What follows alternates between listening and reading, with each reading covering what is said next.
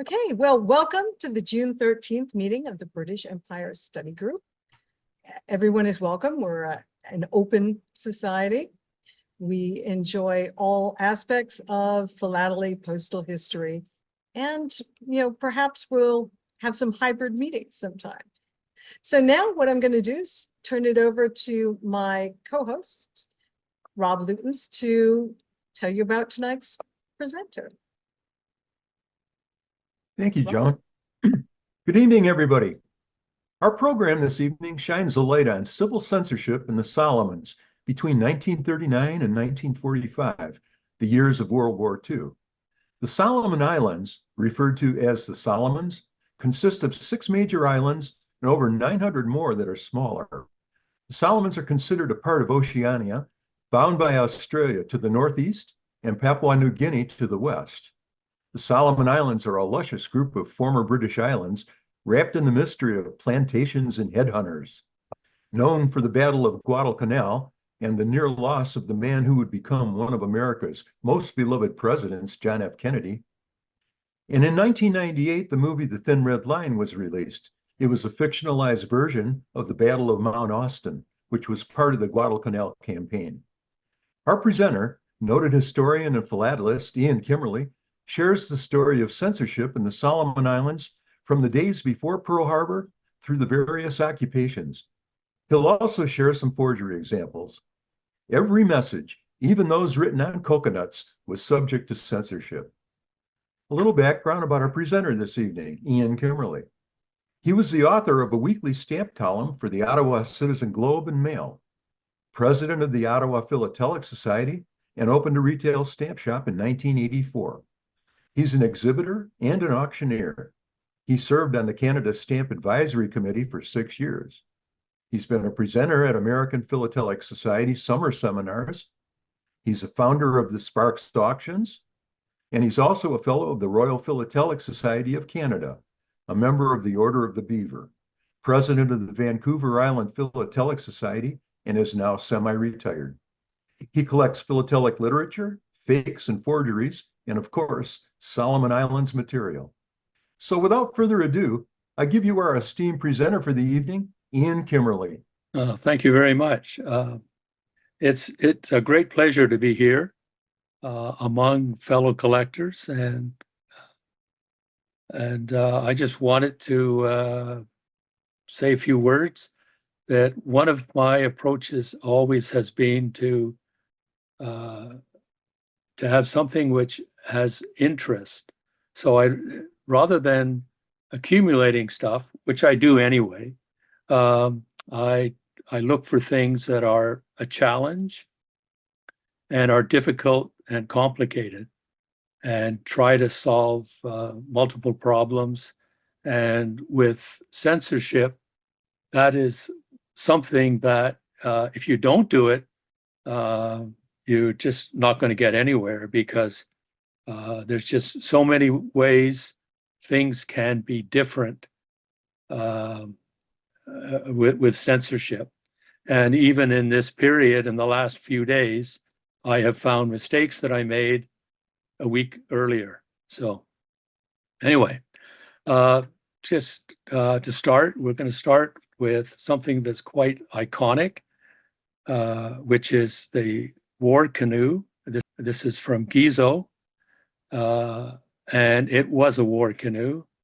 And even into about the 1930s, there were treats such as a new head, as for the headhunters.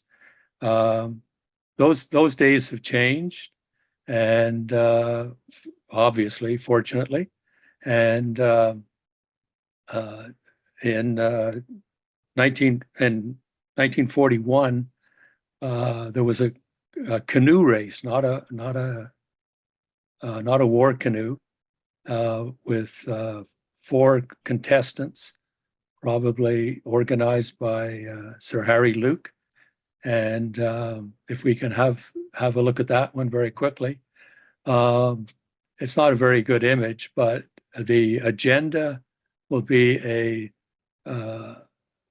general look at the Solomon Islands, and a little bit of information. And then we'll start the period starting with the war in Europe and go from there. We're going to have a section on forgeries. I'm not going to make it either particularly difficult or things like that, but I think it will be interesting to see how mistakes can be made when you're dealing with forgeries.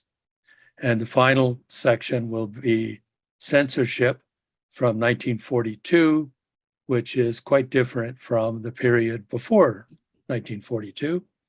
And then I hope we have a lively discussion. And if we can start here.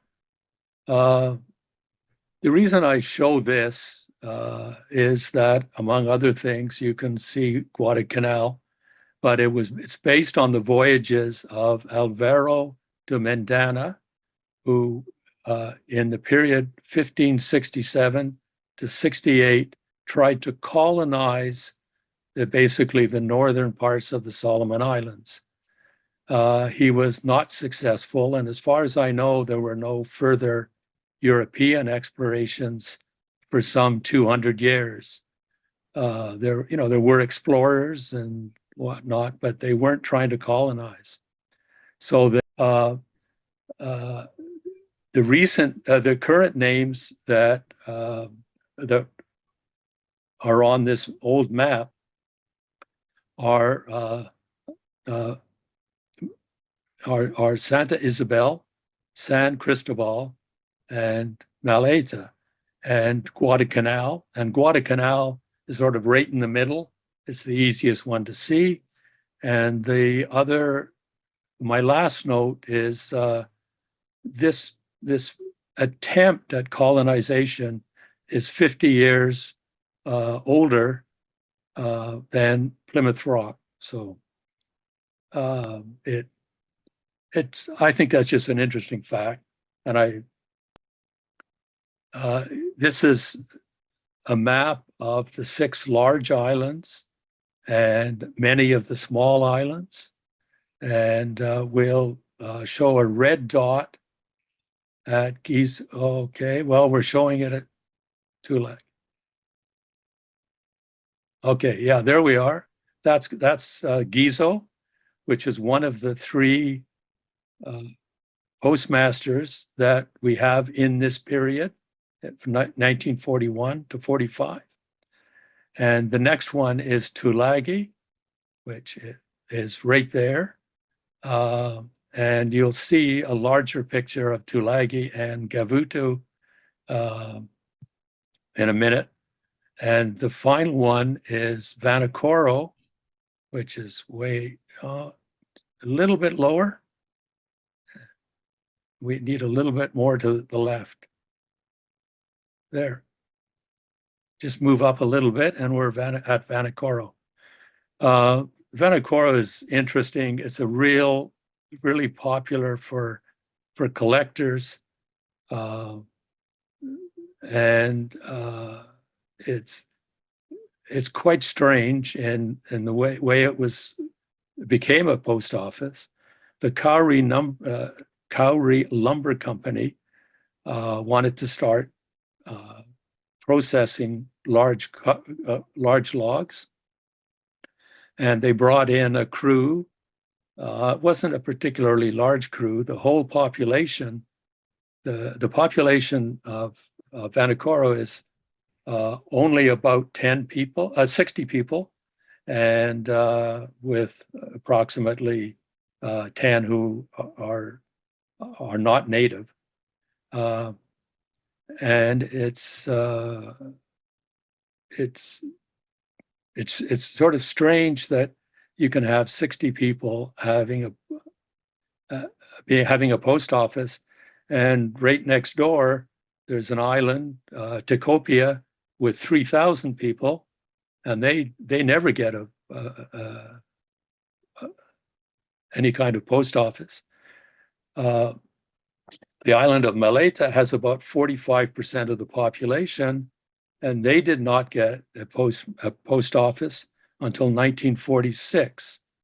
So you can see why the discrepancy is there between the natives and the some of them entrepreneurs, and it makes an interesting mix. So those are the only three post offices that are active. This is a map of Tulagi and Gavutu. Tulagi is about 2 miles by 1 mile, and Gavutu is smaller. Now we can compare what we're looking at in the Solomon Islands with Australia and the rest of the southern continent, and you see that that the Solomons they start here and they move up and left, and so the Solomon is just a whole lot of water, and a whole lot, and then quite a few fairly large districts. So I'm going to move from here to the Pacific Islands survey flight. That was an attempt from Australia in 1926 to you can see on the map, and what happened was that the crew got sick, and the DH-50A aircraft needed serious repairs, and they turned back from Solomon because they were obviously concerned about that. So the red part of this never happened, and the furthest that the Pacific Island survey got was to the Solomon Islands. What's shown is the first airmail flight from the Solomons. So it went to Rabaul. The person who authorized that was the commissioner, and he had been a friend of Beaumont Phillips. Phillips himself it was in Rabaul, and was there are only 2 covers in the Solomon of these 2 aerial flights. They're not very well known, and the reason I wanted to introduce it is because this is 1926. This may be the last airplane that most of the natives will see until 1941. And if there's no civilian airmail airlines, it makes it very difficult. So very often a male will be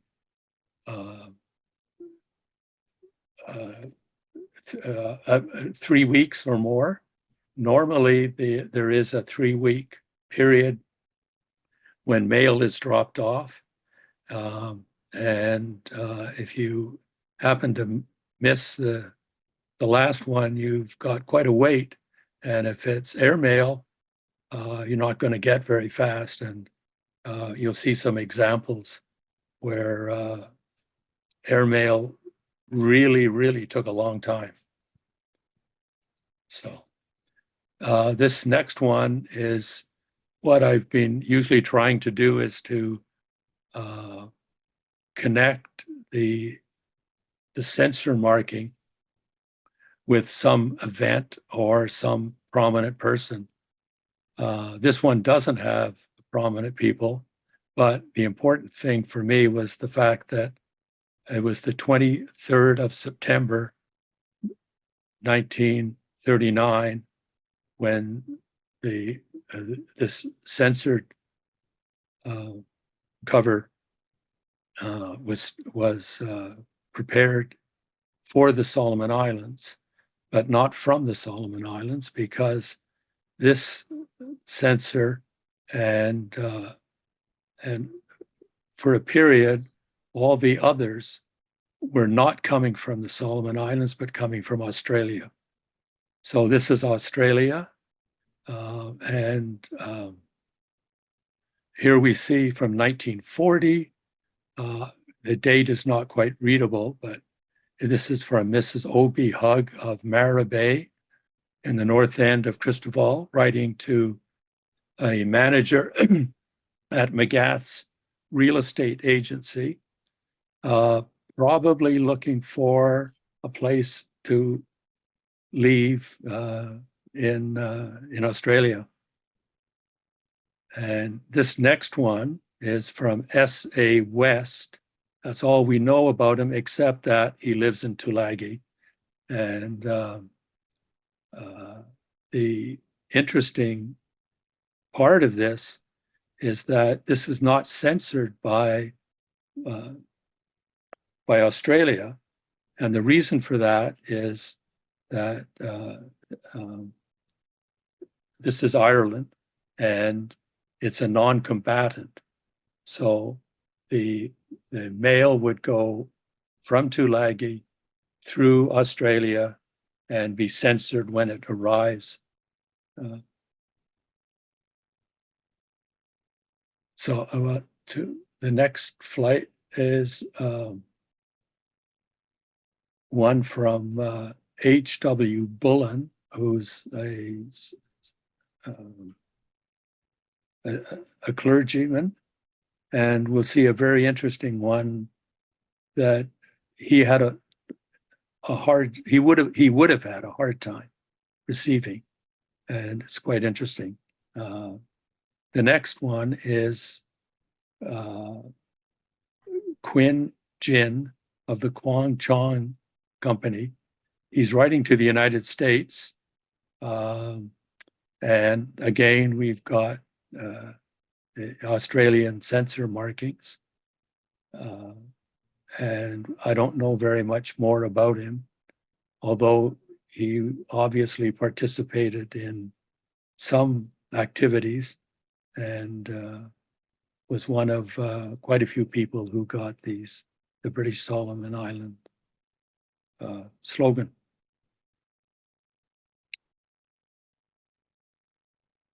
And can we move on to, we're now going to show, this is sort of a break because we have airmail courtesy of Australia. That just gives you a bit of an idea of the difficulties and the distance, because the UK and Australia and to some extent New Zealand are where most of the people who live in the Solomon Islands come from or visit, whatever. So the person who's responsible for this one is one of the greats of Solomon Islands, and not just the Solomon Islands, but a much greater career in 1941. There was, or prior to 1941, there were a number of people who were acting as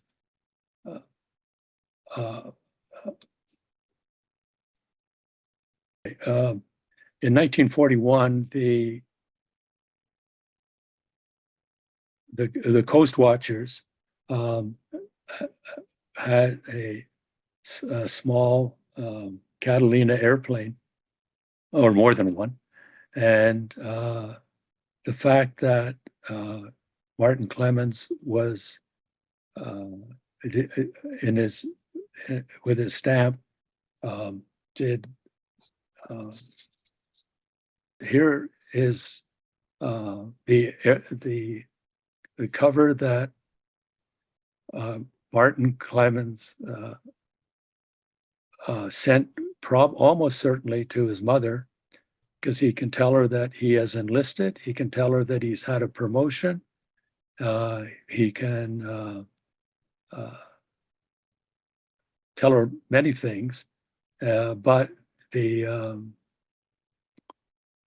it took something in excess of 2 months to receive this letter from presumably his mother.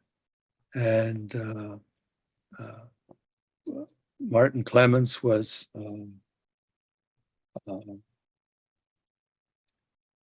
after he came back. If we can go a little bit forward in time, and on the 8th of February 1942, Martin Clemens is the only person leaving it's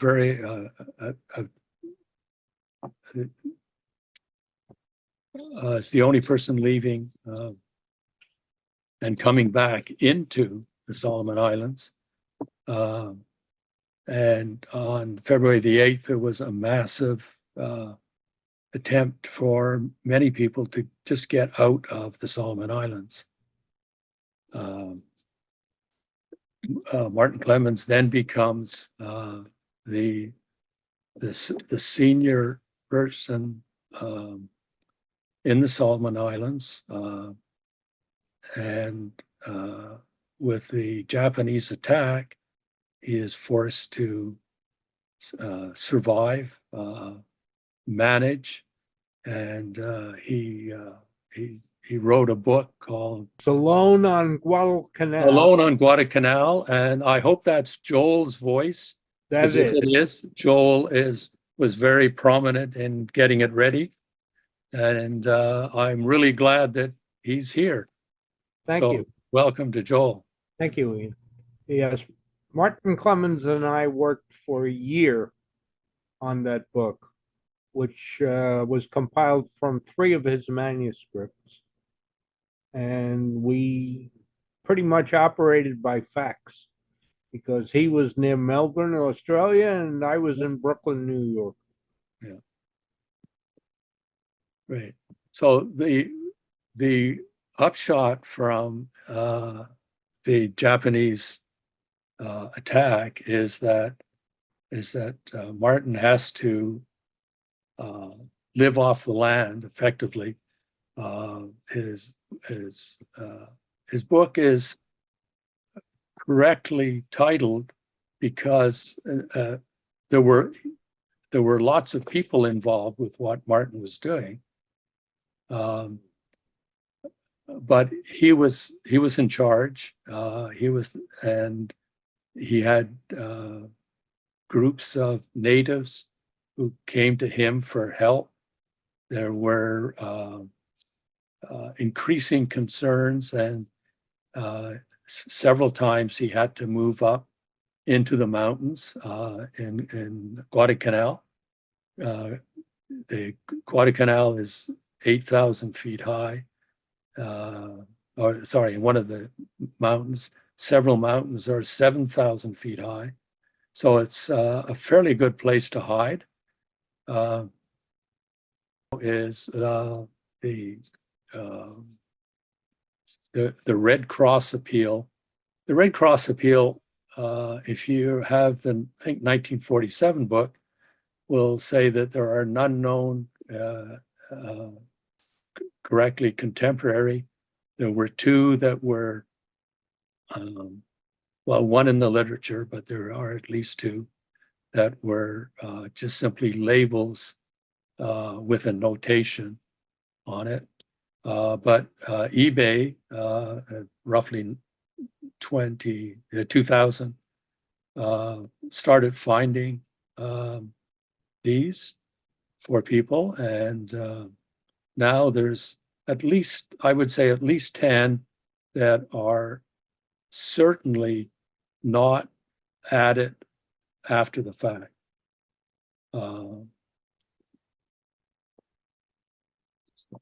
Okay, now this is a very interesting cover.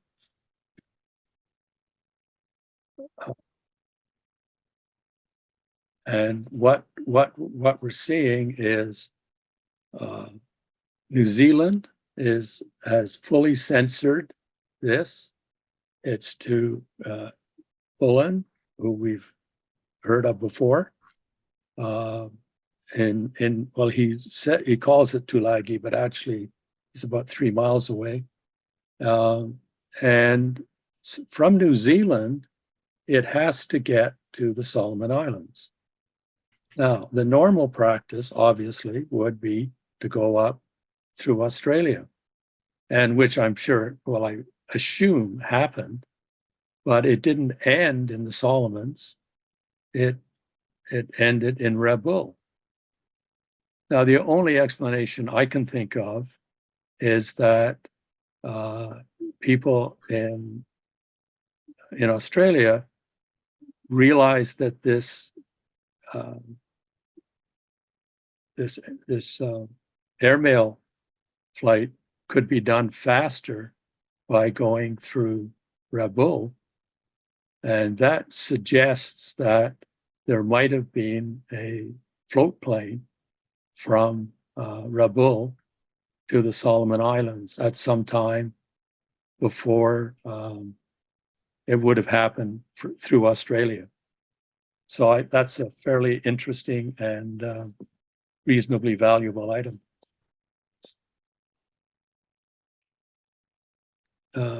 This next one, we're continuing the New Zealand situation. What has happened with this is that on June the 3rd of 1941, this was mailed from New Zealand, and it arrives just more than 2 months later in the Solomon Islands. It had been censored in New Zealand, and after it left the Solomon Islands, it took only 22 days to get to Melbourne, and 2 days later, there was in Melbourne,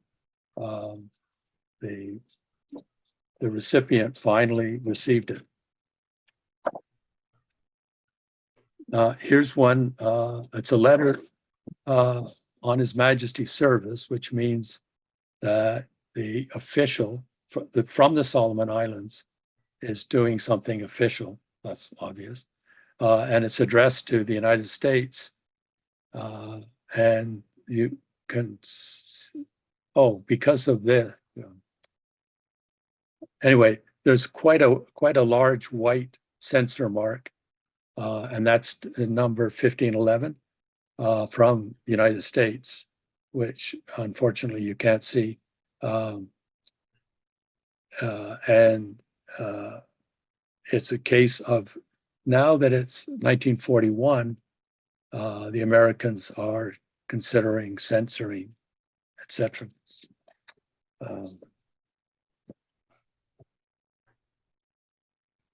That's good. The next, this one is sort of typical, I think, of the Solomons and the other islands. This is from J.E. Lee, the famous philatelist, and it's passed by censor, the diamond shape, and then passed on to Gizo. I'm not sure, we'll call him Lee. I have no idea who it was. Suggests that the meeting should go from the Pacific to the Atlantic by airmail, and what happens is where's the airmail? Anyways, okay. I guess we have to move faster. Anyway, what happened is he couldn't get it, and it had to be sent back down to Cooksville. So it eventually went from Australia. Okay. This just is he's the horticulturalist working in the Solomon Islands. He's writing probably to his daughter, and it doesn't go censored. That's the only one I know of like this. And now I think we have our forgeries quiz. Okay, here we go. So what we should do is we should show the image. And this is the one that I mentioned earlier on, where I had paid a fair amount of money for it and had never crossed my mind, or I never thought about it, because I haven't really been involved in censoring mail for a while. So there is this pass by censor, and this is the person who sent it. It's called Gela, but it's basically Tulagi.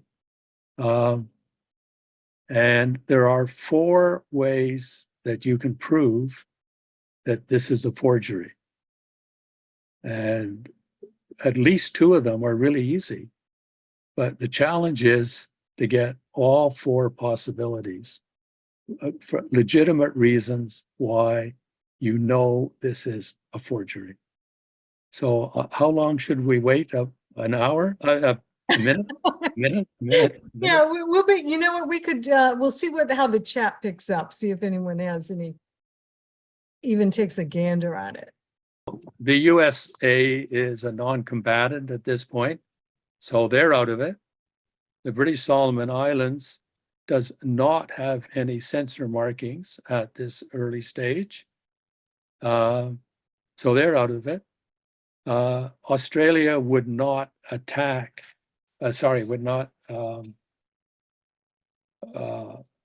would not censor something that was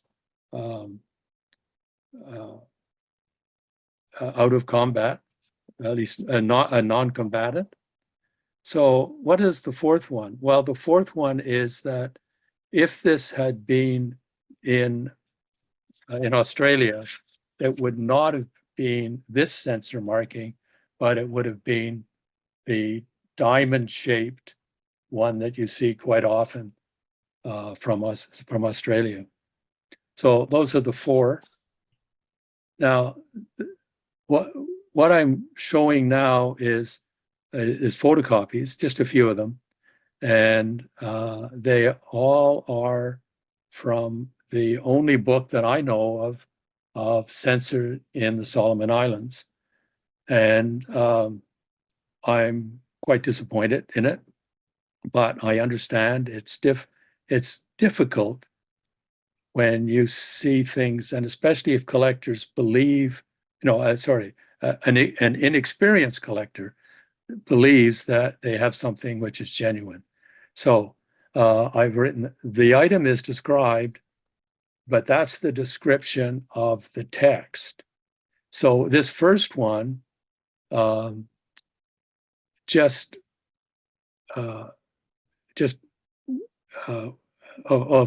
I guess I have to say that Censor 2 is possibly the only genuine ones.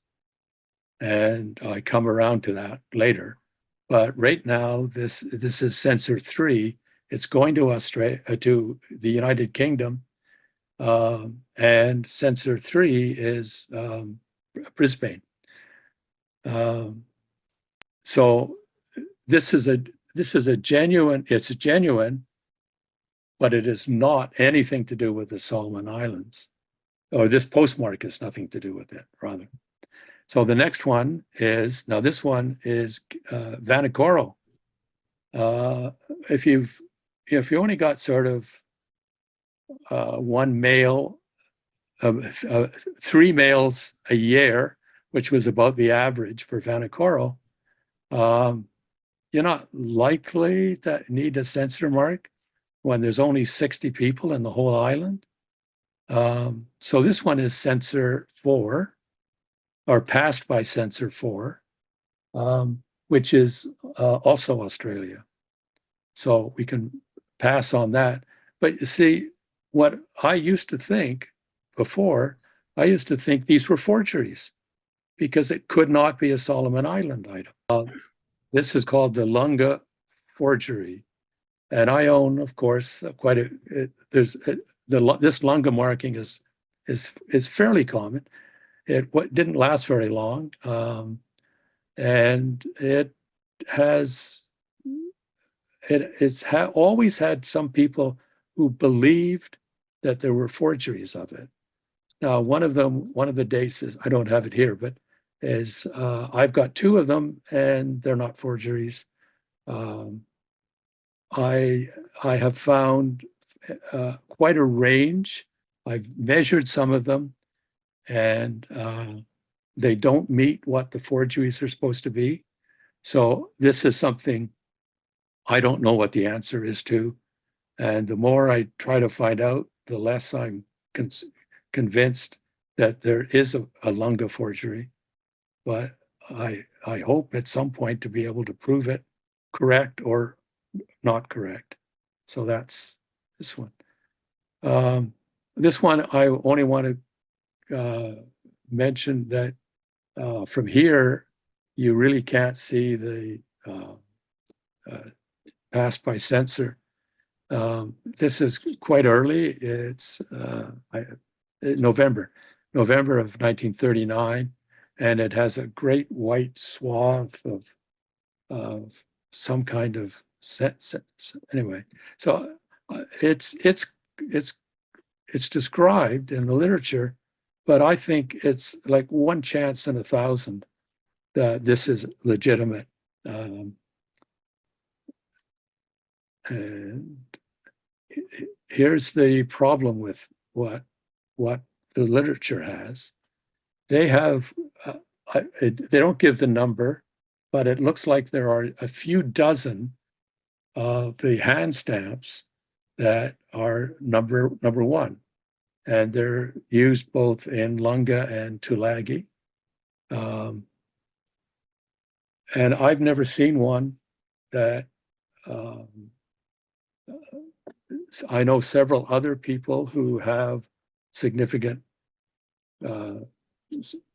quantities of them, and they don't have any number ones. So maybe someday we can prove that there might be a number one, but so far I would stay away from all the number ones. On the number twos, which is what is most common, I have more large ones and I have more small ones. And we should move on because I'm going to show you something a little bit different in a while. So now finally we get to the 6th of December. This one, this is a telegram, and it shows it as the 7th of September, and that's because it's from Sincam, and it's already gone past the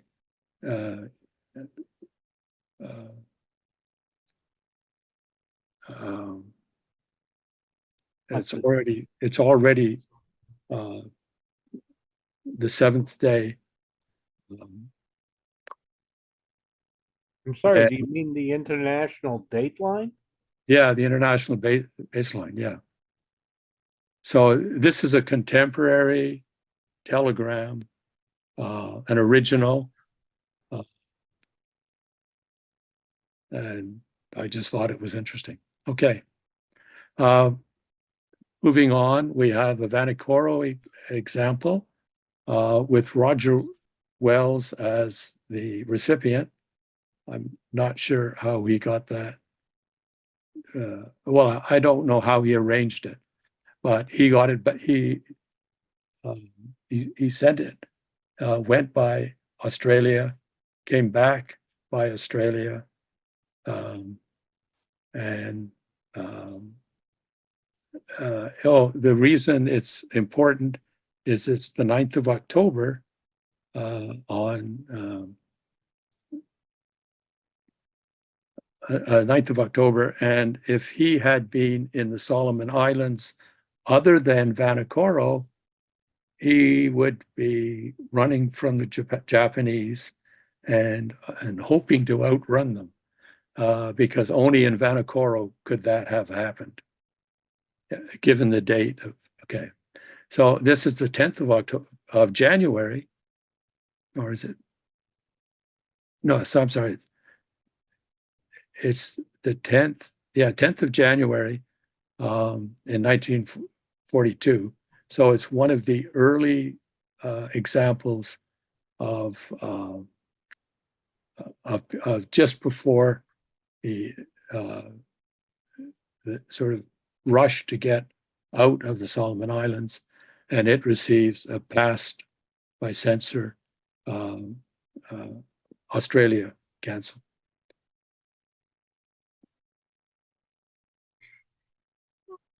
This one is interesting, and it's interesting because of the date. It's the 28th of April of 1942.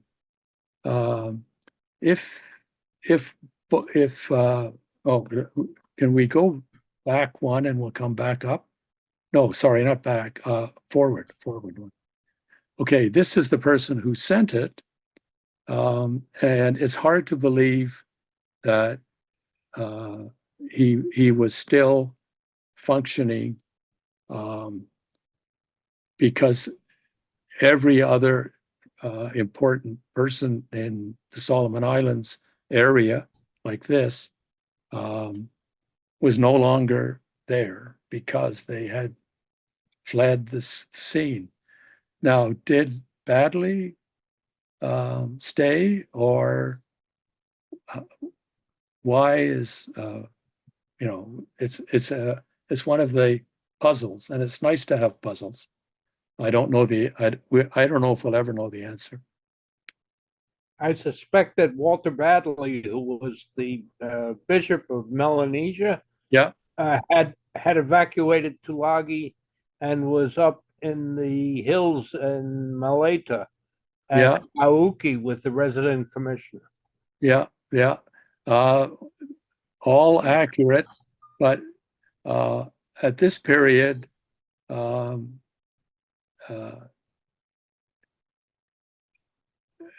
he should be doing what we're seeing in the blue pencil,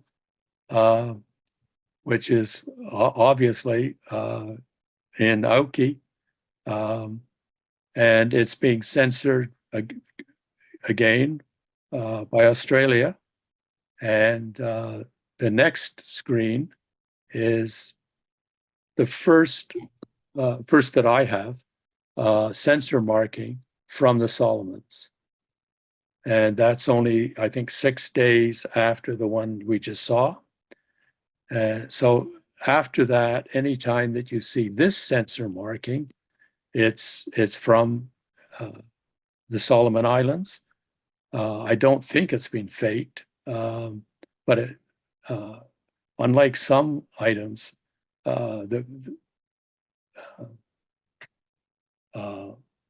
that's just a wonderful example. Now, here we keep getting presented with problems.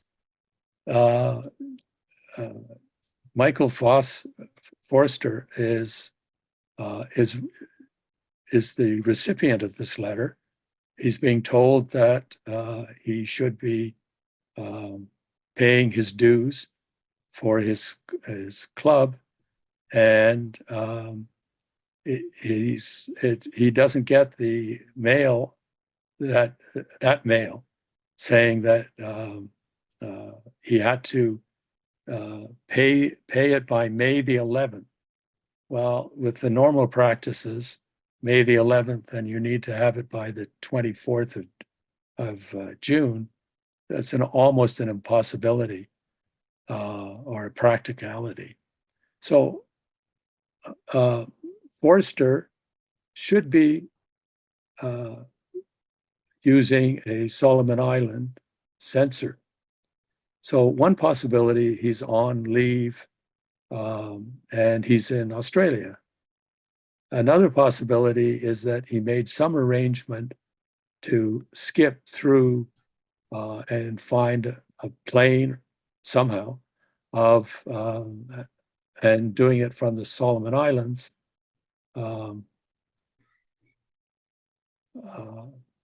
Anyways, it's a poser, as they say. This I'm going to show just two of the oval lunga types. This is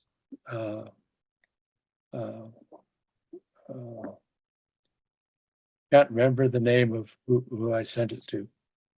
I mean, anyway, there's a second one, and instead of we have the passed by censor, and that is sort of one of the danger ones, passed by censor. Given the fact that it's in the oval one, it's almost certainly genuine, because censorship was being imposed much more strictly at this time than it was literally a few months later. So this is an interesting one, because it's one of what this reads is nothing. No, I want to.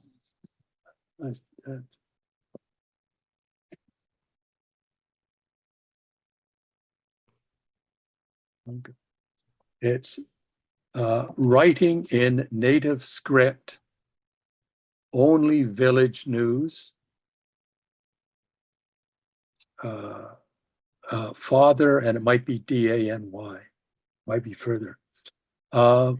Finding, if he had kept that, if he had kept the page, it would be regarded as something really quite important, because there's just so little native text anywhere, at least until about the mid 1950s. Now this one, can I just go have one quick look at this last one? This is passed by censor number 12. That's strange. I suspect it's just an aberration, because I'm going to show you a second one, and it's from a different postmark, mark. This is one of the greats, de Klerk, who was at the mission in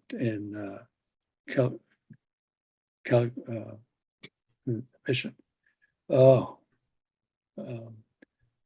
Is sparring, not maybe sparring isn't the right word, but he is talking with his bishop, Bishop Obed, and he keeps wanting to say, I want to take a stick to the wolf. And finally, he gets the permission to do it.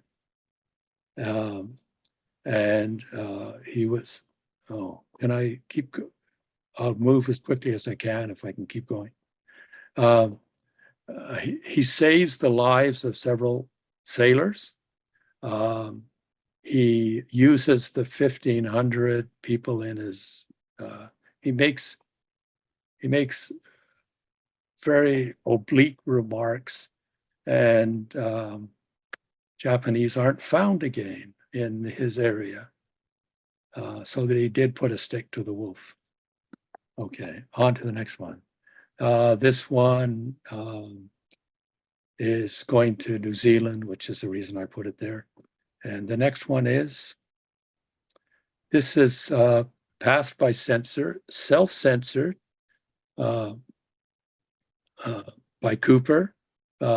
He was a German, married into the Solomon Islands, was a coast watcher, was a sort of helping everybody, one of the great people, and he is we've got a new postmark here. Sending it to the resident commissioner, who's Martin Clemens. And the next one just simply shows the activity. This is the American War Department, and the British Solomon Islands is using their envelopes. So we move on. This is just an item because I wanted to show something coming in. It's Numia, and once again, it's Badley. And the final one is Fox, who's spent 60 years in the Solomon Islands, a teacher, just one of the great ones. So I wanted to finish with him, and that's 1945, passed by censor. Oh, yeah, and these are shells. He's always has people wanting to buy shells from him, and he has a harder and harder time. Thank you.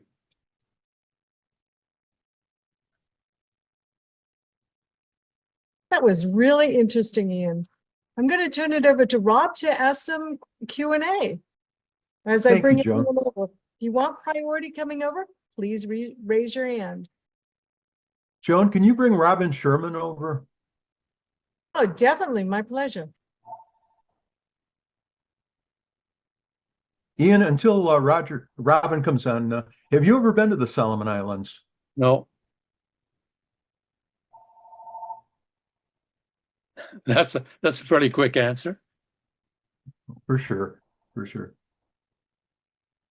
I Okay, do know we don't. people actually who enjoy the Solomon Islands and do snorkeling and all sorts of stuff.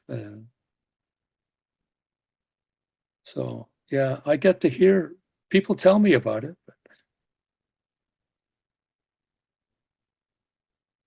Is it much of a tourist stop these days? I don't think these days, because of the problems between the two Chinese groups. Okay. Yeah. And if there are, unless you're really foolish, you stay away from, except for places sort of in the New Georgia area, etc. There'd definitely be tourists, I would think.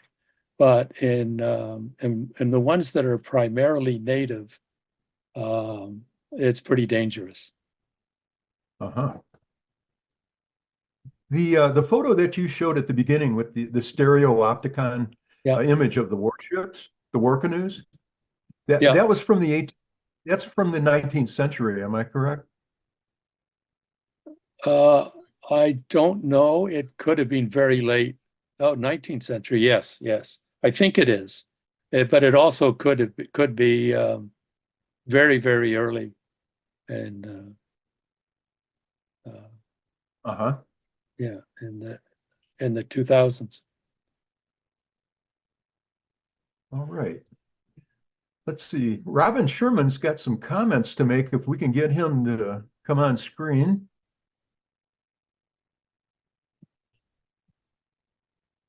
I don't think we found him yet.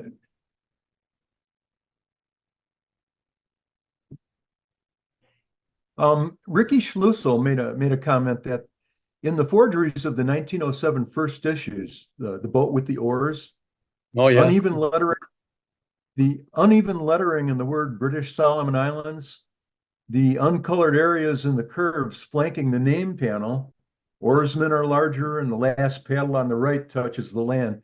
All clues to a forgery, I suppose. Yeah. And there have been other forgeries. There's at least two different, during the 1935 Jubilee, there were quite a few.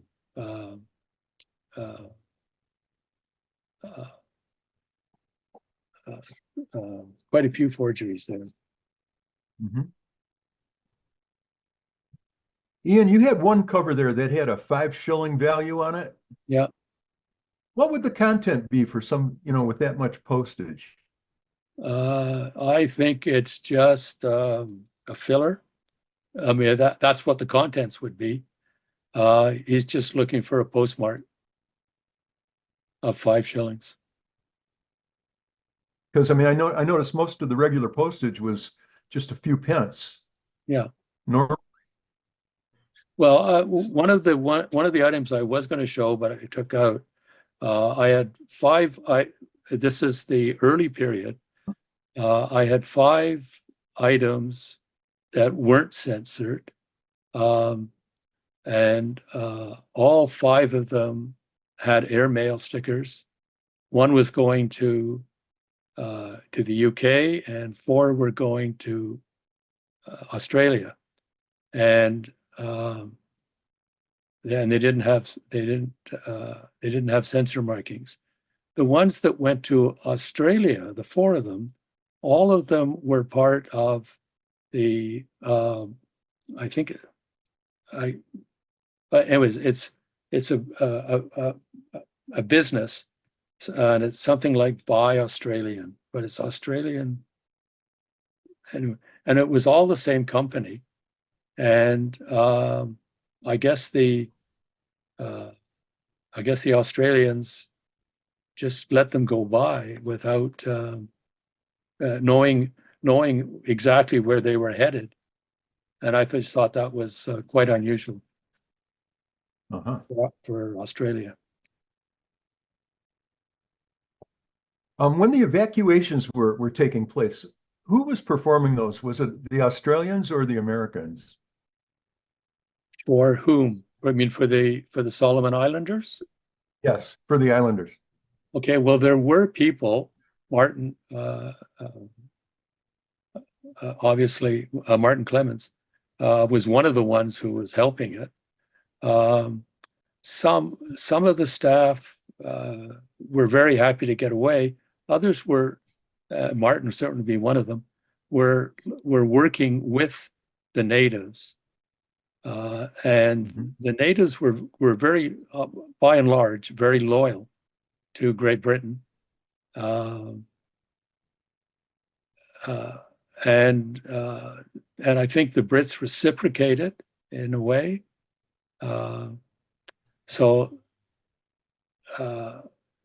And also Japanese were not liked by the natives, primarily because of the fact that the Japanese would try to overfish, and particularly overfishing.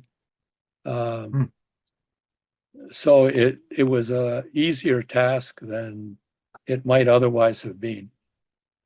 There were a few Japanese, but very few Japanese. There were quite a few Chinese. There could have been as many as 200 Chinese at the peak. Well, there would nowadays would be way more than 200. And in the surveys that they did, not the surveys, but the counting, this sample, the Chinese were growing slightly faster than the other groups. From 31 to 41, the Chinese went from 168 to an estimated 200.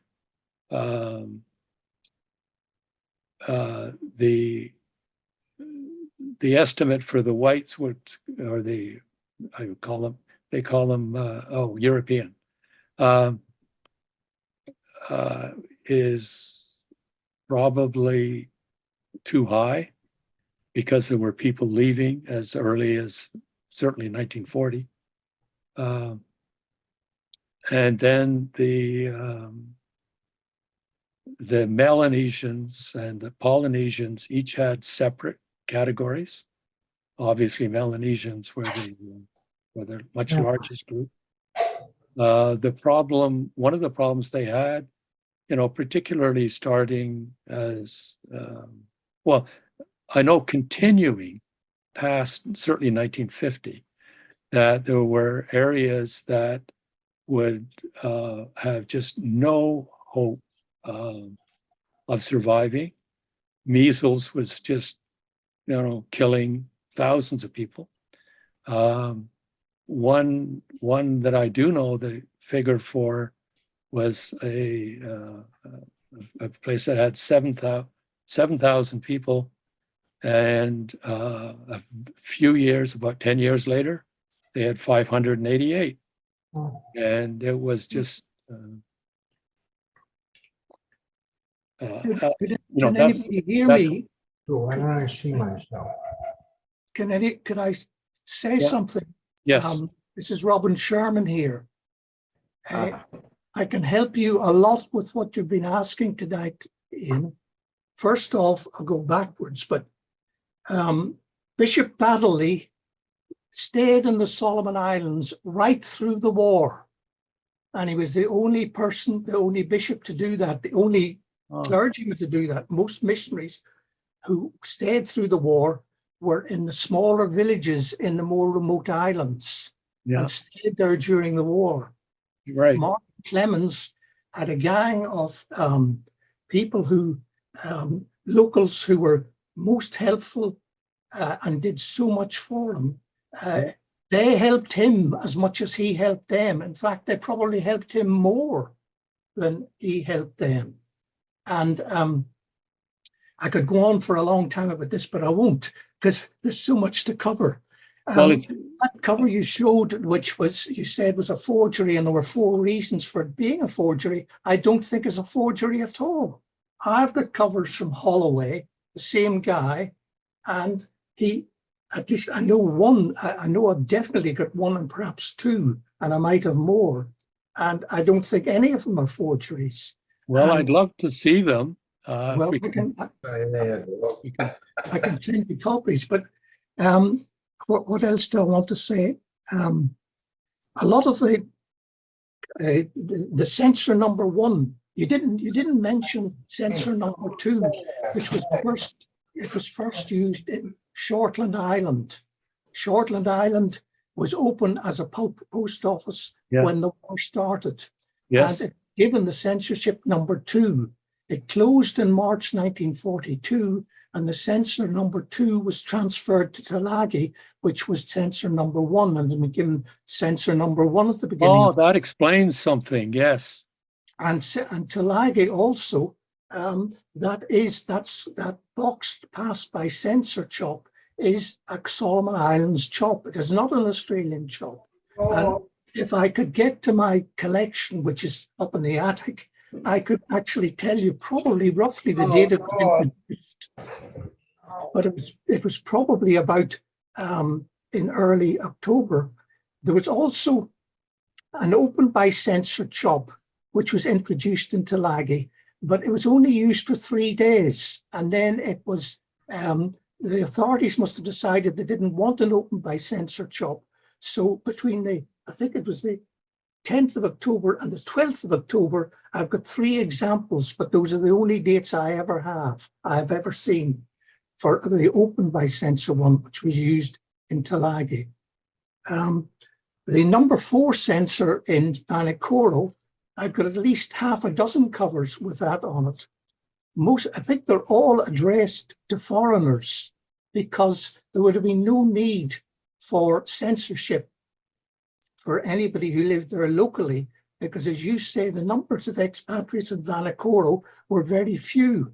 And so the censor would have known them all personally. So we would have thought, well, there's no need to censor the letters from them. are you sure there was a censor in Vanikoro? Yes, censor number 4.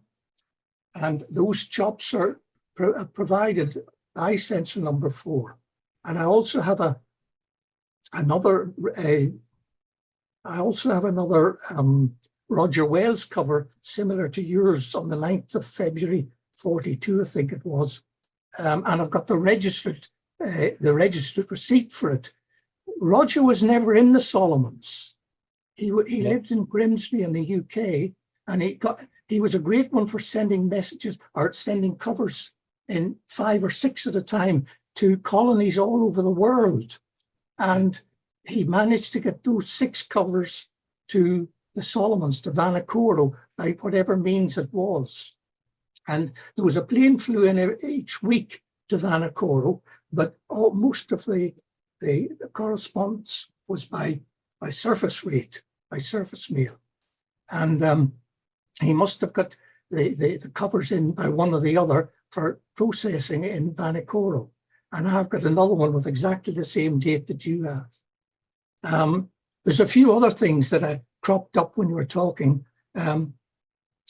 Martin Clemens, I think that was his mother that he wrote to, because he was English, Martin, but he emigrated to Australia, and then he married a girl from Australia. Yep. And I have several covers written to this girl when he was marooned in the Solomons, and she lived in Toorak.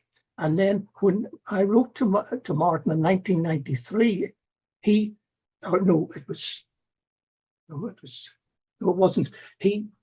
I saw somewhere that his address was in Toorak. No, I wrote to get his book Alone in Guadalcanal, and I wrote to the same address in Toorak that he'd been writing to his girlfriend when he was in the Solomons as a coast watcher. Yes, And that was Anne Turnbull. He was engaged to her at the time. that's right. That's it, exactly. And he wrote to her, and I also have a copy of a telegram which he sent to his mother during the war in the Solomons, and he mentions various other people who were famous coach watchers at the time in his telegram.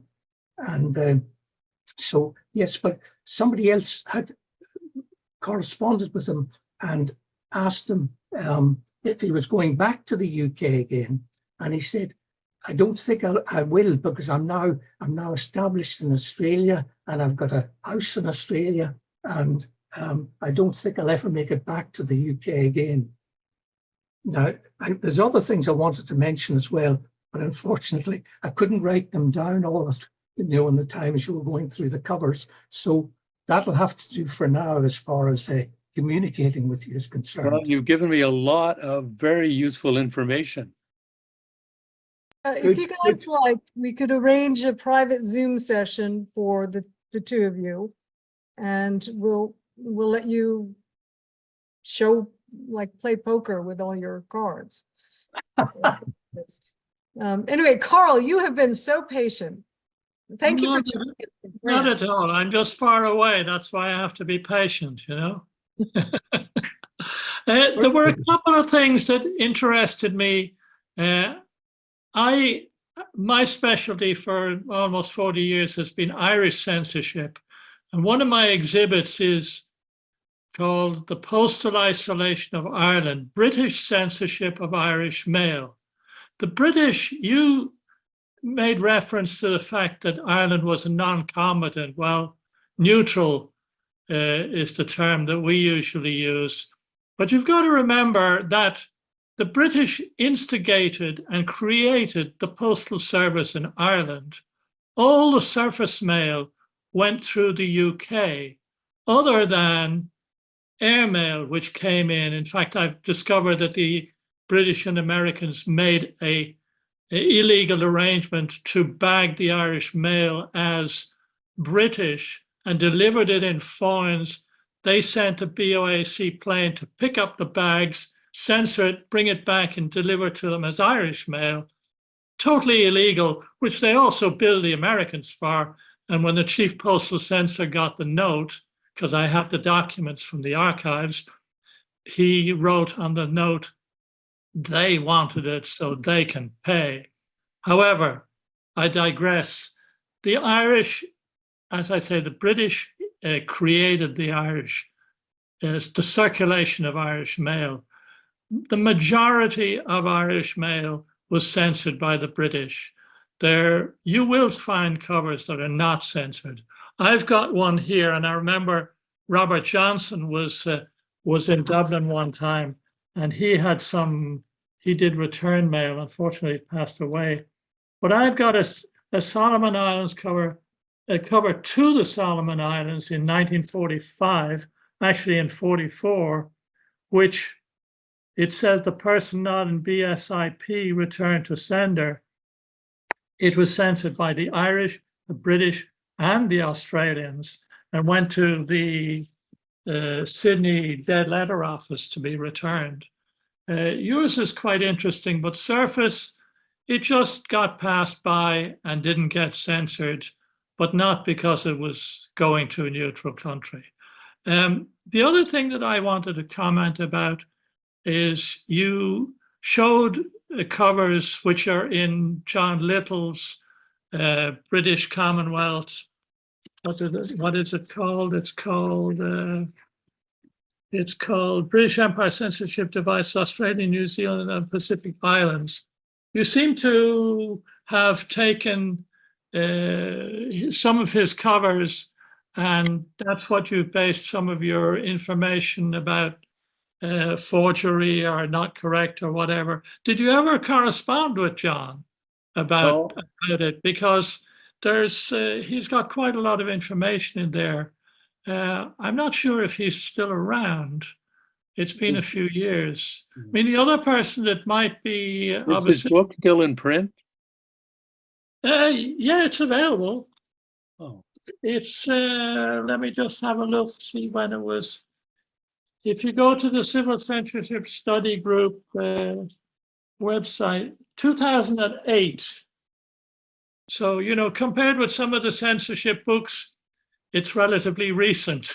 Yeah. But the other person who might have comments for you constructively concerning the censorship is Mike White. I see him there on the call. I don't know. Mike has a very vast and extensive knowledge of censorship worldwide. Anyway, those are some of the things that I was interested in and that I thought was interesting, though the covers went by a little too quickly for me to really study them. I would have liked about double the amount of time. That's it. Thank you very much. Thank you. I thought about that and I was like, oh, do we want to be here until 9 o'clock? Because you guys could study these covers, you know, just put them up there and leave them up there for about 10 minutes. You mean till about 3 o'clock in the morning for me? Well, Mike is up. What time is it there, Mike? It's 6:20 a.m. Huh. Quite civilized, really. Well, if there's enough interest. It wasn't when I got up. For all of you guys to sit there and study some of these. If you don't do Zoom sessions, I'm happy to arrange one for you. You know, private, we won't be open to the whole world, but you know, just your group, so that way you could keep the patients on the screen as long as you feel you need to. That sounds like an interesting idea. Wait and see if Ian is going to start off with, who was he talking to? Robin, wasn't it? Yeah. Was it Robin? Yeah, Robin Sherman. yeah. There's a I have a question for Ian. I collect censorship of September 1939.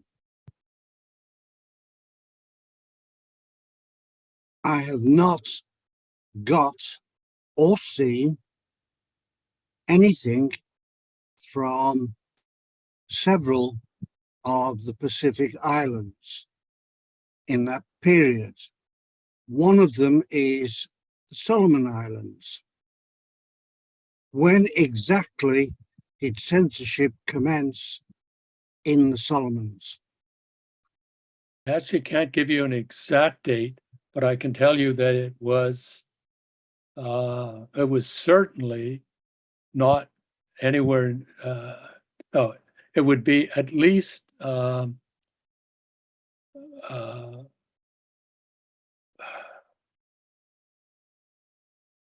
I wish I could give you a day and month. I think it was early. It was But early. it's definitely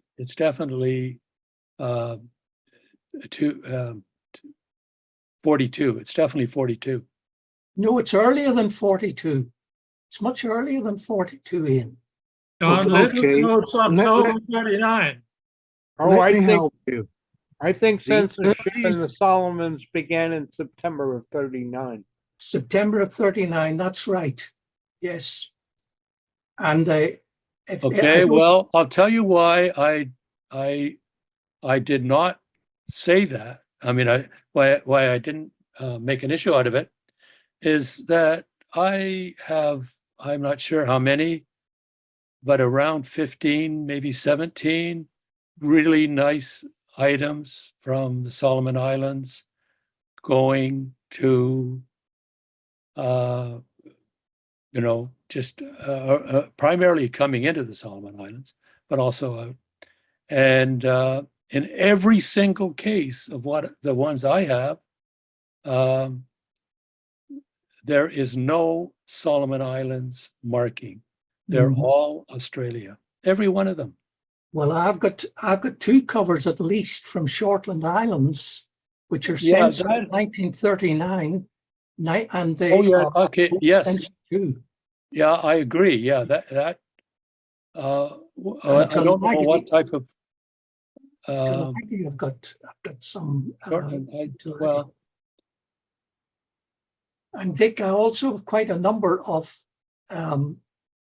censored covers from Gilbert and Ellis going, and the earliest one I think is about the 26th of August, 7 days before the war even started, because the post was picked up so rarely from the Gilberts that the letters were posted at the end of August and held in the post office until after censorship came in, and then they got the censor chop. Well, it was a manuscript censor chop at that time, and I think Solomon's was similar to that, although not manuscript censorships like in the Gilberts. Well, getting back to the Solomons, the earliest item that I have with a Solomon Islands censorship is the 4th of November. Yeah. I think I've got some in September, but I'd need to look up my collection and dig them out. I have nothing, and I have seen nothing of Solomon Islands censorship in September 39. Right. Well, I need to look up mine, but I might even have a Gizo one, maybe 1940 in Gizo, but I'm not sure. And again, I'd have to look up and see. Hmm. It Well, if sounds like there's some more investigation to be done for you, Ian. yes, I think so. How long have you been working on this? 30 years or something? No? Well, actually, my main interest in the Solomons is not censorship. Okay. Most of my exhibits have been primarily postage due and airmail. But What about Barracoma? Yeah. What about Barracoma, Ian? Do you have a good selection of Barracoma covers? I don't know what a good. I sort of got tired of it because I wasn't finding new stuff, and I know there's stuff I don't have, but I haven't worked on Barracoma for at least a decade. Haven't looked at it. Right. I guess, I mean, I probably have over 100, but they're mostly ordinary. Wait, are you talking about airfield? Barracoma Yeah. Airfield? Yeah.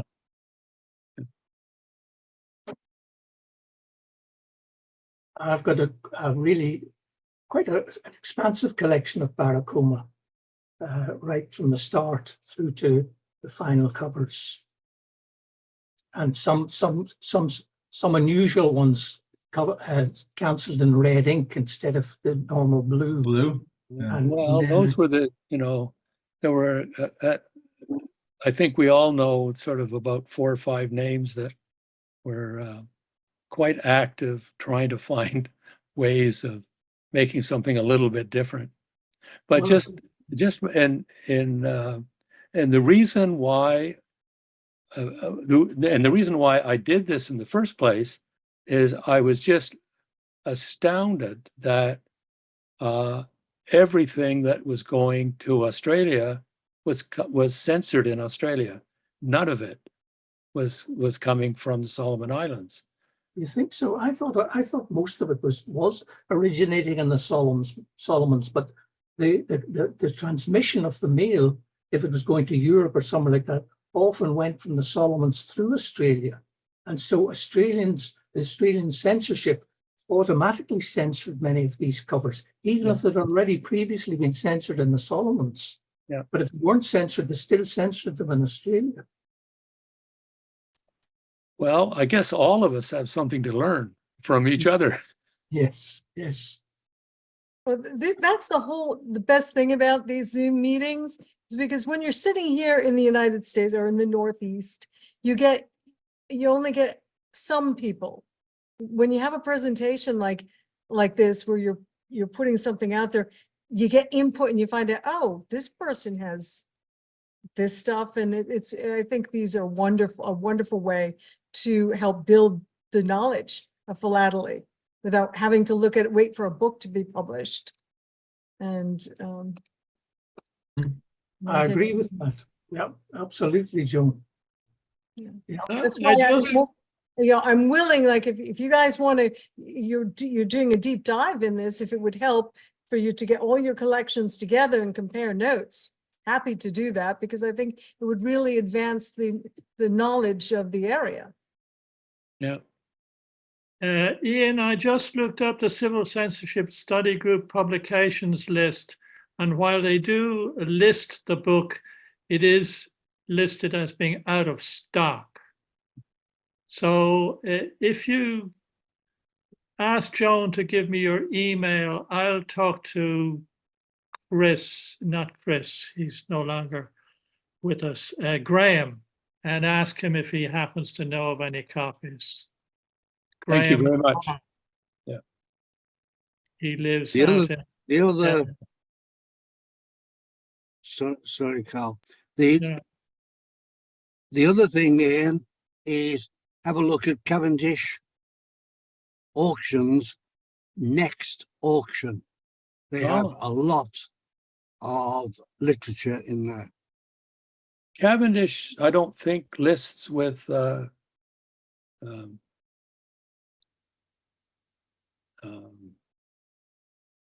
what's his name? Stamp Auction Network. Auction Network. Yeah, I'm not sure if he does. We'll go direct to their website, Cavendish Philatelic Auctions. Oh yeah, yeah. I had a very pleasant chat with the owner about 2 years ago at a meeting. The two of us dominated. We kept talking. Their next catalogue has got an awful lot of literature.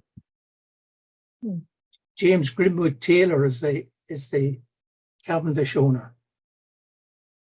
I don't want to hog the conversation at all, but it's just suddenly occurred to me again. One of the things I wanted to mention, Ian, was the Ova Lunga cancellation, by which for years it had been suspected that there's a forgery.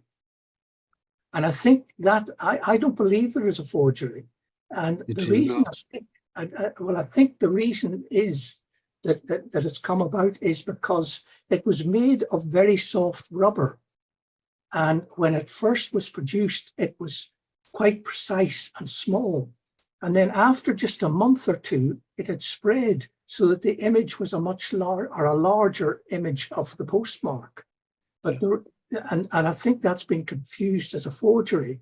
But the point is, this was a postmark that had a movable date, and the script in it was very specific. I haven't seen the script that was in that postmark in any other postmark that was produced. And the large the large postmark or the large image and the small image have got the same script in both, and they both have movable dates. Now, if somebody was to forge a postmark, they wouldn't go to the trouble of making a movable date in it. Most of the forgeries I know in postmarks have a fixed date, because that's for obvious reasons. Yeah.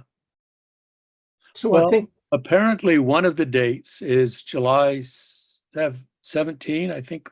yeah, I think you're Memory's right. correct. That's one of the earliest dates. That's one of, yeah. And It's July 27. But there's an earlier date than that. I think it is the 17th. oh yeah, it is earlier than that. I have one here. But I know that July, I'm pretty sure it's 17, is regarded as one of the potential forgeries. Now I only have two of them, but That's why they're not that's why I don't think they are forgeries, because Yeah. how would a forger get a copy of a postmark out so quickly? Because it was only introduced on I think just before the 17th of July. Nobody could build up a false postmark in just 2 or 3 days and get it out to the Solomons for usage on covers going from the Solomons. Yeah. Any postmark that was a forgery would have to be created in Australia or somewhere else like that. So the very fact that a forgery is supposed to be early means that it can't possibly be, by definition, a forgery. That's all I have to say. The longer hand stamp was rubber. Rubber will always spread. The more it's used, the greater will be the spread. Exactly. It's as simple as that. That's right. There is nothing wrong at all, forgery-wise, about that marking. I agree. The problem with some of those very long hand stamps, Ireland had some censor stamps that were, nearly 4 inches long. And over a period of time, you see distortion and spreading, and it's quite normal. You can't read too much into it without seeing lots of examples that would either prove or disprove your theory one way or the other, you know. But one example is never enough for any of these things. Yeah, I agree. Mind you, I have quite a few examples of them, of both the larger spread and the cancel as it was when it was first issued. What was the name of that book and the author, Carl? The name of the book is, it's the full title is British Empire Civil Censorship Devices, which is the whole series, World War II, Australia, New Zealand, and Pacific Islands, by John Little. Yes. I'm not sure if John is still alive or not. I haven't heard from him. I have Joan send me Ian's email, and I'll talk to Graham. I just got an email from him yesterday. He's the secretary and treasurer, and he'll know if there's any available at all. Because I have a copy of the book. Sorry, I do have a copy of the book, and I remember I helped John towards the end, just before publication. That's it. Yep, that's it. Just before publication, because he missed out a couple of the censor marks, including the open by censor one. He hadn't heard of that when I supplied him with details. I mean, it's not a very big section, you know. It's only I close it up there. It's 1, 2, 3, 4, 5, 6, 7. It's 8 pages, you know. Albert, Somebody could do you a copy of them if they, for copying personal use, you're not going to breach copyright on that. but he also produced a book. Well, no, that you're right. There were only about 8 pages devoted to the Solomon Islands. That's right. Yes. And you showed, and when you showed those various different censor marks of 1 and the number 2 and the number 3, that They're was up. an extraction from his book. That's right. Yeah. So obviously, Ian, you got those from somewhere. Oh, no, they're photocopies. Oh, A friend of mine made photocopies for me. Well, there's not too much in the book other than if you get those 6 pages, that's all there is. Yeah, I know. I've got all 8 pages. Yeah. Yeah, yeah. That's what you've got. And if there's initials at the bottom of the cover, which you have, one cover, DJL, that meant that John owned that cover. That's right. If it was, Or he was the source. RS, that meant I owned the cover. Well, you know, you've made me very happy to know that the censor number 1 are legitimate. Yes, yes. I mean, there was so many that now the 2, the 3 and the 4, I'm quite happy saying to anybody, these are not Solomon Islands. You know, particularly Well,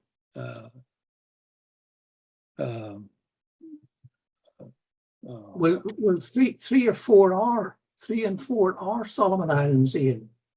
And 3, there are very, very few censored covers with the 3. And there's 2 types of the 3. I know that's what the literature says. Yeah. If I was offered one, if you said I'd love to lend you this for an exhibit, I would say, I'm sorry, I don't believe it's genuine. Well, I've got one. But I'd love to be proven wrong.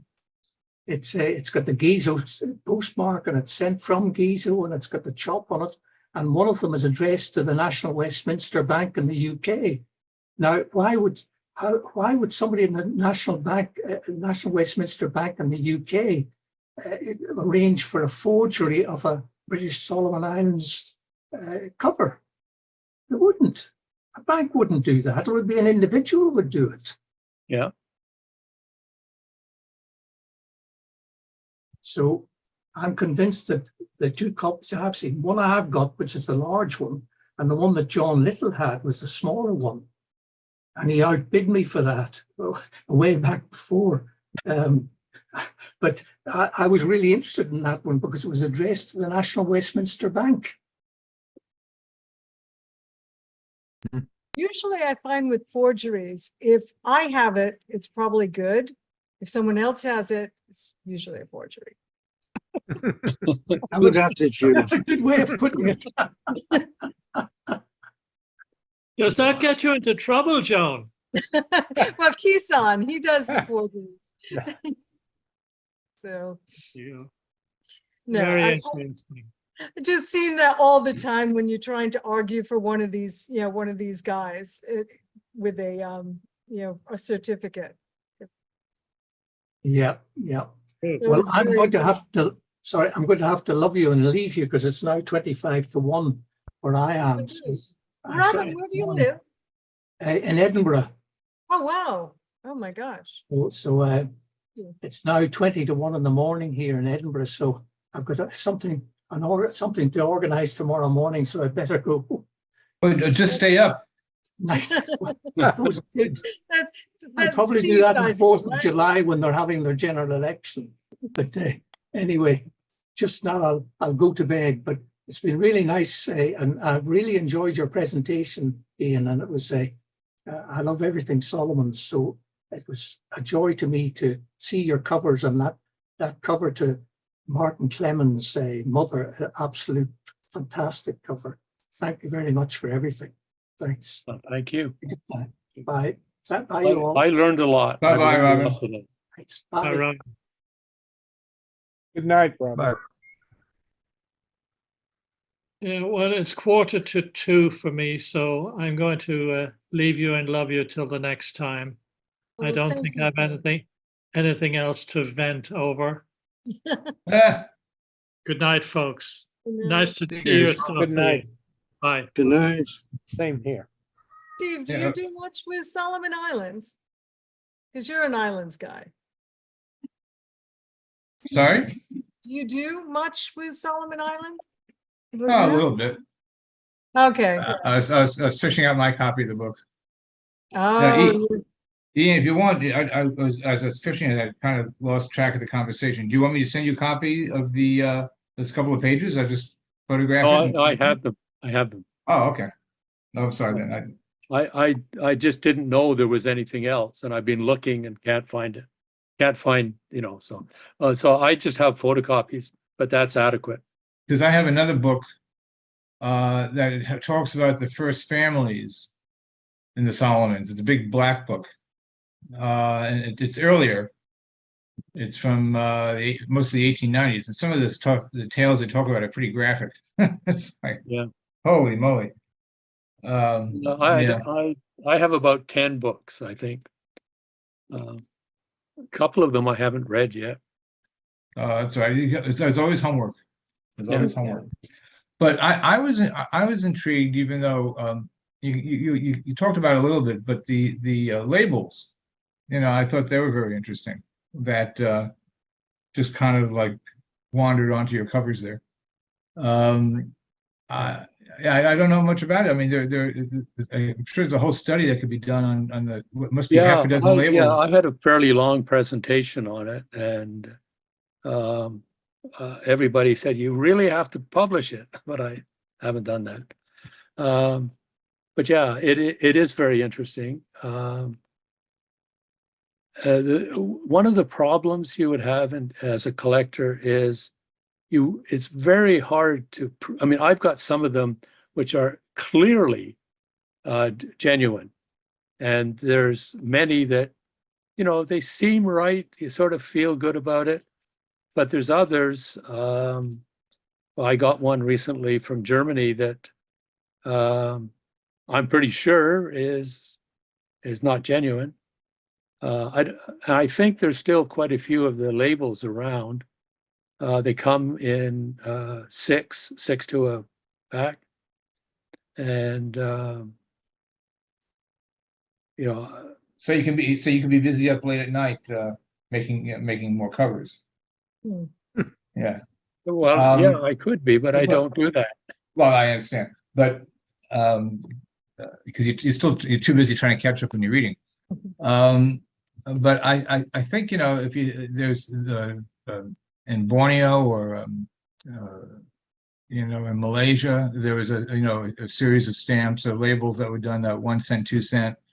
There was something in the Fiji Bomber Fund. I mean, there's a few of these things that were done in the Pacific Islands. That'd be nice to have a little. I guess if I might give myself some work here, to do a little handbook on.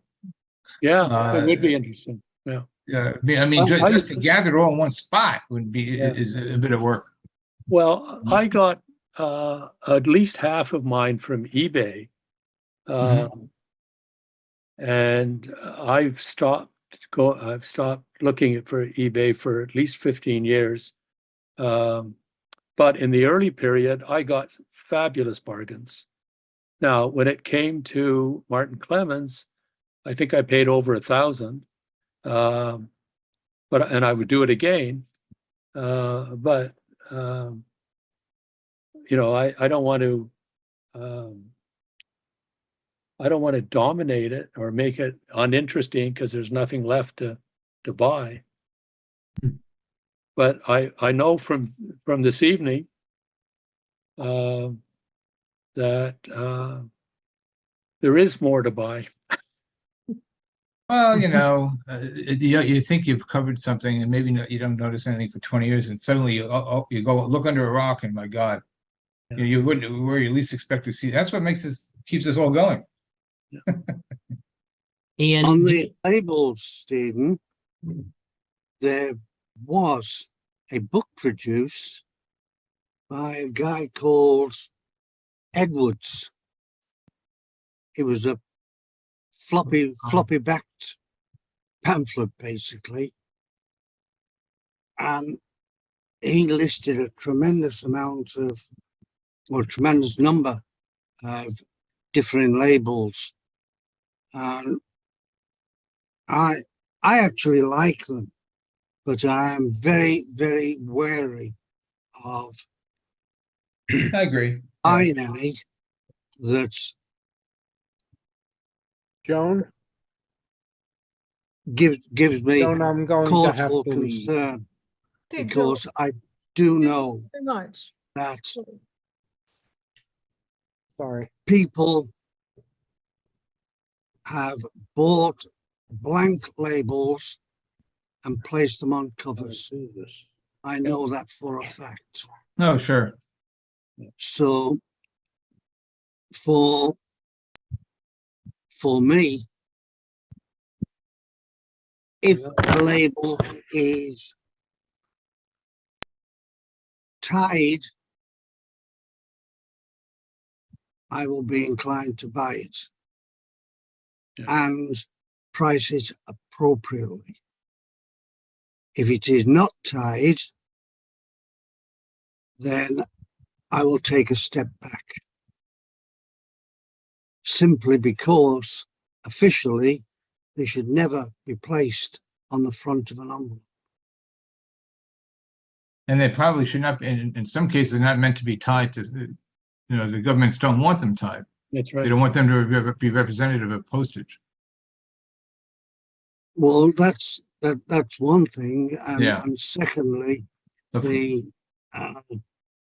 charitable organization doesn't really want their propaganda or advertising to be defaced. Obliterated, yeah. Yeah. Who was that person you were mentioning that had that, that did that pamphlet? Edwards. Sounds familiar. I'll have to go rummage around in my library. Yeah, I'm just going to do exactly the same. Rummage around mine. I won't Ian- do it now. Yeah, Ian, that was a really, I learned an awful lot about the Solomon Islands. So first of all, I wasn't sure where the Solomon Islands actually were. I knew they were like in Steve's country, but not exactly, but this is fabulous, Ian. I can give you a little, I know Ian, you haven't been there, and I have not been there either, but I'm going to tell you a story of one of my correspondents who was there, who I communicated with right after there was a significant earthquake, I think in Honiara area, and all the coral that was underwater, the ground rose up 20 feet, and all of it became, land. Anyway, and there was tsunamis and stuff like that. And she described how after the earthquake, she went down near to the water, but it sounded very different.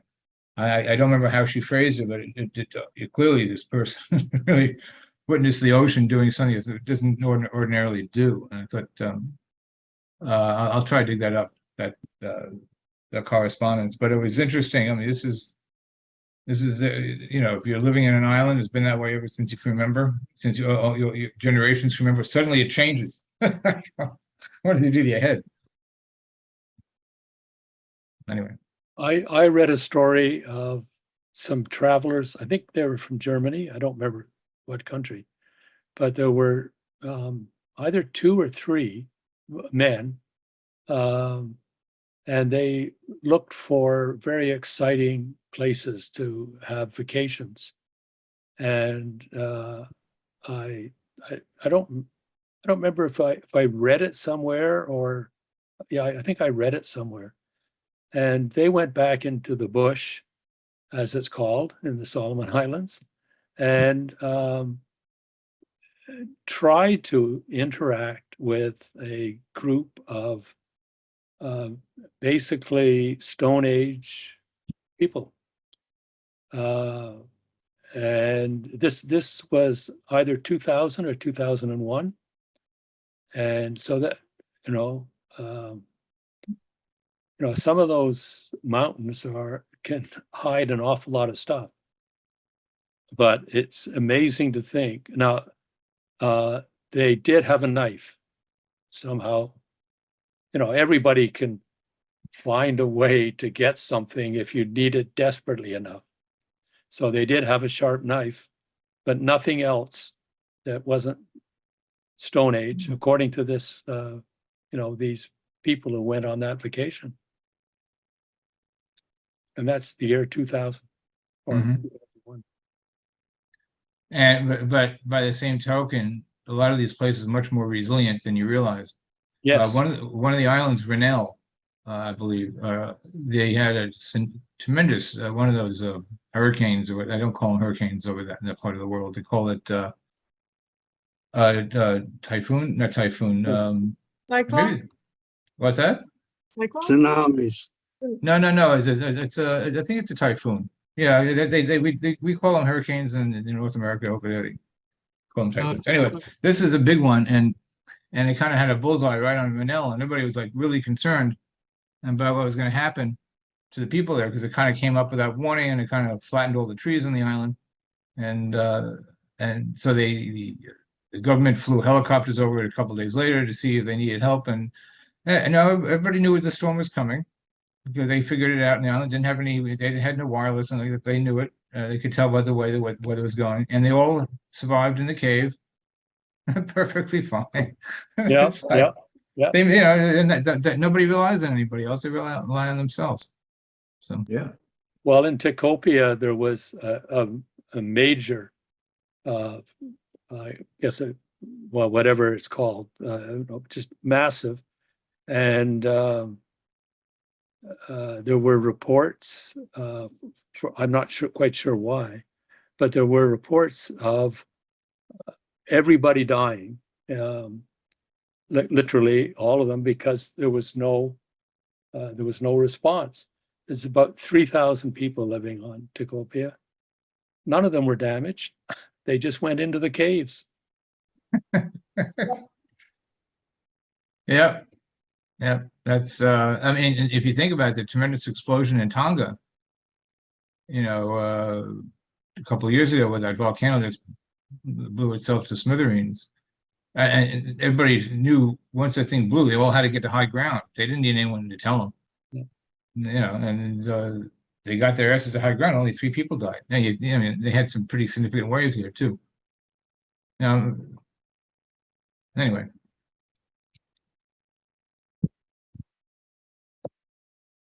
Well, I guess good meeting. Yeah, that was really good. Any other questions, comments, or should we call it a night? I'm not I'd gonna. like to know what that because I know how weather it is. event is. It's not a typhoon or a cyclone or a hurricane or a tsunami, In the the Pacific. wind event. Oh, you mean the weather event? I think it might be a cyclone. What I'll Google it. What is Cyclone or a Typhoon. typhoon? Yeah. The Pacifics have cyclones. Yeah, okay, that's all it is then. Hmm. I don't know why they have a different terminology. Hmm. But I think Mike White's responsible for that, so I'll have to let him speak to it.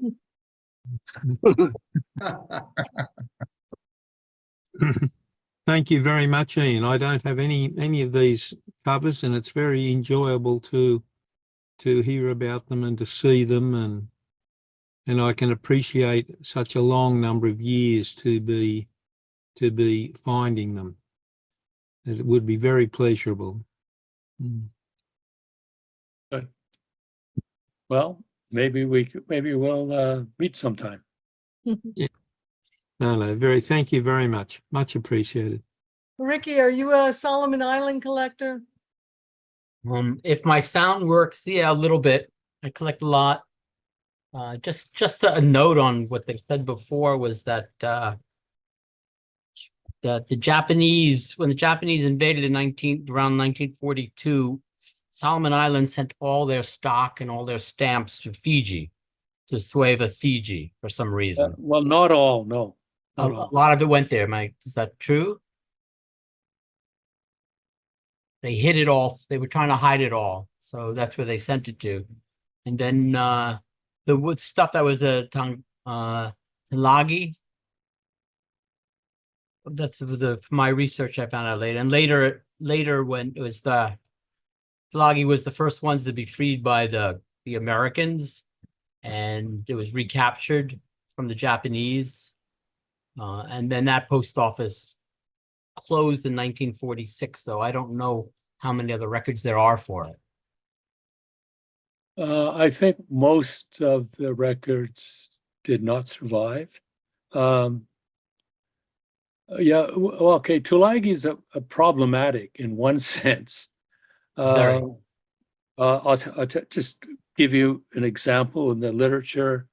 They have Tulagi not being a post office for a while. Now, that would be true during the Japanese period.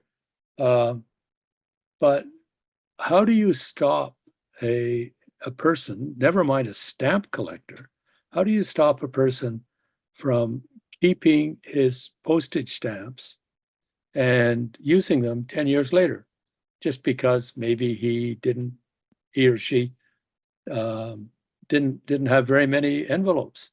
So I've got envelopes that are sent months and sometimes years after they were supposed to be completely finished. So you can get an older version of Tulagi and use it on your mail 3 years later, and then people think it's a forgery, but no, it's just the fact that somebody had that old stamp. So there's sort of lots of ins and outs in terms of trying to figure out what really happened. Did they What did they did the print? Japanese do with regard to the civilians that were now under occupation wanting to send mail?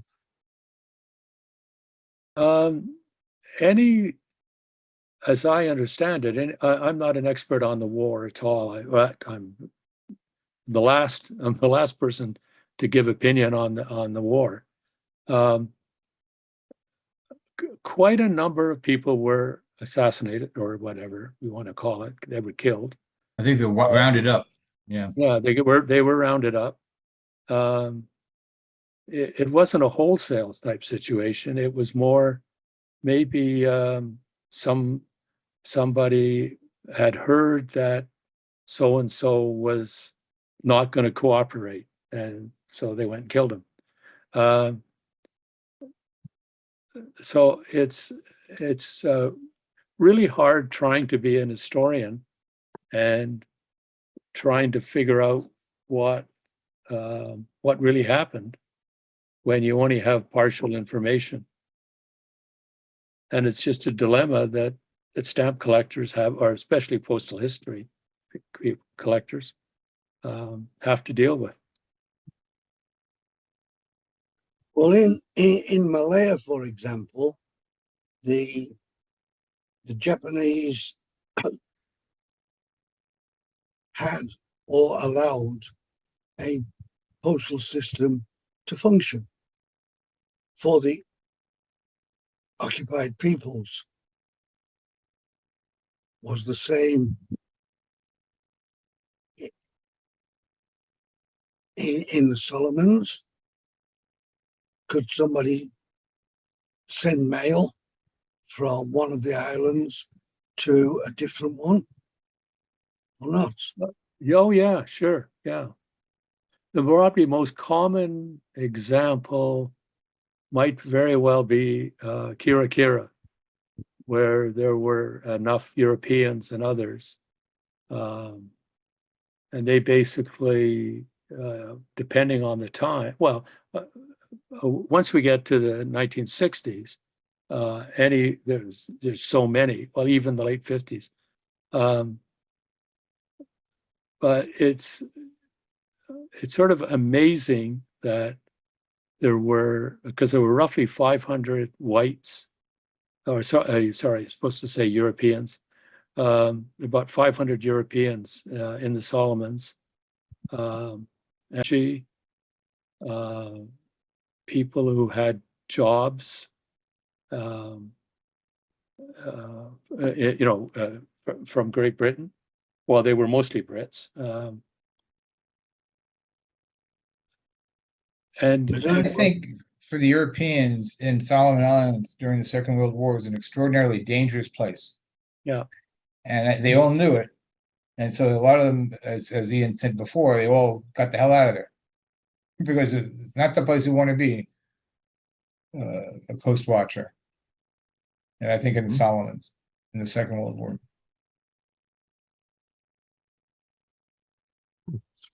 Is there very much postal history from the Japanese side of it during this period? moving, whether it's Solomon Islands or Papua New Guinea, and those two in particular. And I don't think they're as scarce or as valuable or in the right period at the right time. But what you don't really know, because it's wartime, they're not going to say, they're not going to write, we're now in the Solomons, as dramatic with the Americans or the Brits or the Canadians or whatever. But it was quite strict. But I think that you can determine, at least I have some material they were. So you can get it to the right army, but what you can't do is confirm what country they're in. That's my experience anyway. It's available in Japan. In the Solomon area at maybe under $10. Yeah, the Japanese don't view it with any significance because they lost the war. Yeah. So they don't. Even from the standpoint of collectible rarities?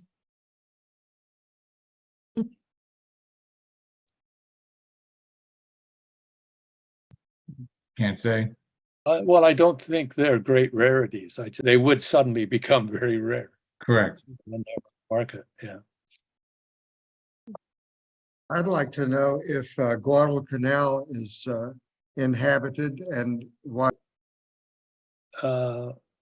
I don't know the specific populations, but Martin Clemens was able to survive with a group that got as high as and he is fleeing them. He's not really having a lot of trouble. He has to move, but he's got a lot of people who are carrying stuff for him. He's got those great big radio things that takes, I think it's 6 people. 6 health. In Guadalcanal, the mountains, well, almost everything is volcanic. So there's just huge mountains in the Solomon Islands. There's types of snakes and whatnot that no sound person gambles on seeing whether you can get in it. In a valley somewhere, because yeah, you're not going to go anywhere if the snakes are going to get you. Yeah.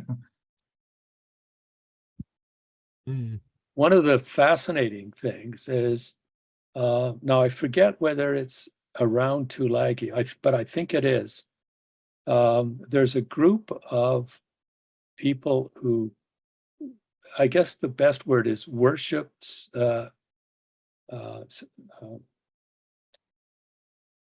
one of the large fish, sharks, and the sharks respond, and they come and they pat the sharks. Now they also feed the sharks, but the sharks are not attacking them. They've done this for decades. It's just a sort of something that, well, it wouldn't be Tulagi. No, I'm not thinking. It's probably sort of the last. Anyway, yeah, and in fact, I saw a study of them for about 10 minutes, all live, and there'd be about 3 or 4 old guys, about 90, and they were patting them. There were people throwing small bits of fish as bait. And it was a tradition, and they would do it in certain periods of the year. Fascinating, really.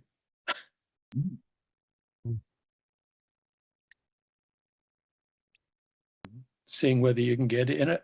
In a valley somewhere, because Yeah. You're not going to go anywhere if in a valley somewhere, because Yeah. You're not going to go anywhere if the snakes are going to get you.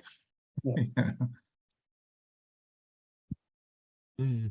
One of the fascinating things is, now I forget whether it's around Tulagi, but I think it is.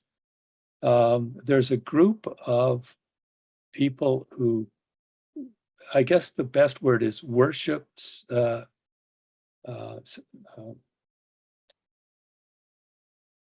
of the large fish, sharks, up the 7 Australia sensors, just to prove that if you were in the Solomon Islands and you wanted to get out, there was only Australia, it was New Zealand. But you couldn't get it from New Guinea until about 1949.